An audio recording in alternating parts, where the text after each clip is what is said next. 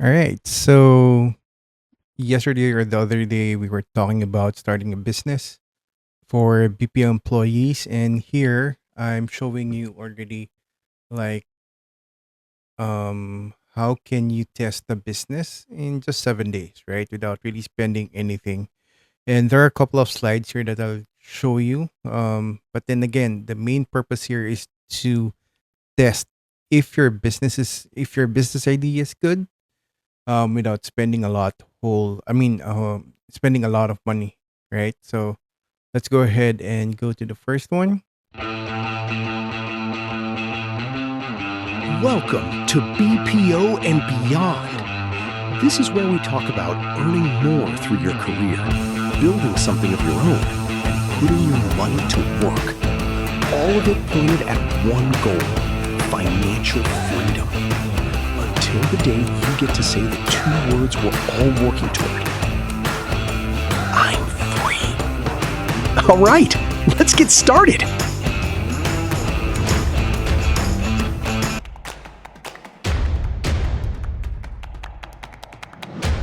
So the first one actually, um, just writing down your idea in one sentence. So this is the formula that I have here is I help blank get blank for blank. So if you can fill this, this is the formula that you can actually ask people already. Like what can you do, right? So you can actually ask Claude to help you out. Well, I'm using Claude, but you can actually use any other AI to help you out here, right? So just give an idea. So for example, here, um, let's say you want to start a food business, right? So who do you want to help when you're starting a food business? So that's the idea, right? So for example, right now, we are struggling for food, for healthy food, especially for people with GERD, right? Because my partner has GERD. So I want to help people buy food, right? Um, to get healthy for 200 pesos, right? Or I help um how would they say this? I would help people get healthy food that is safe for GERD or people with GERD for 300 pesos, right? So that's the idea. For example, another one is let's just track for somebody who's in the BPO space, right? So let's say you're good in communication. So I help people get better in communicating for 500 pesos. The main goal here is to take a look at your expertise and try to make an offer in one sentence, and we'll go to step two, right? So with step two here,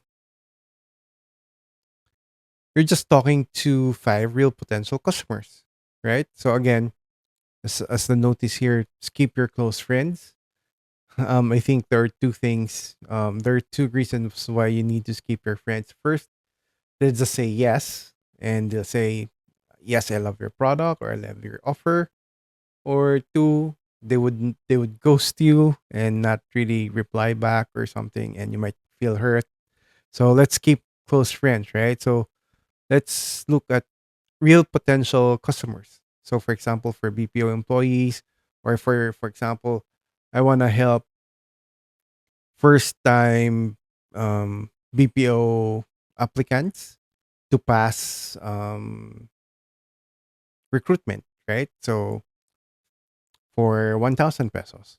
So you go to job boards or you go to Facebook groups and just try to offer there, or maybe if you see comments like or looking for jobs and something like that, so just ask them if they're willing to pay 1,000 pesos for you to help them out, right? So that's one of the things that you can do. So again, talk to five people, potential customer or customers. Then if somebody says yes, then maybe it's worth starting that business or that offer. All right.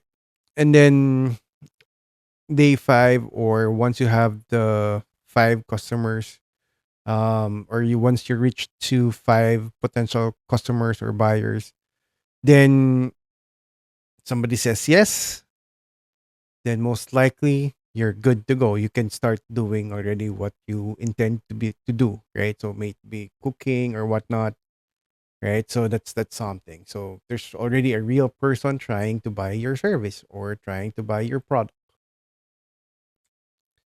right?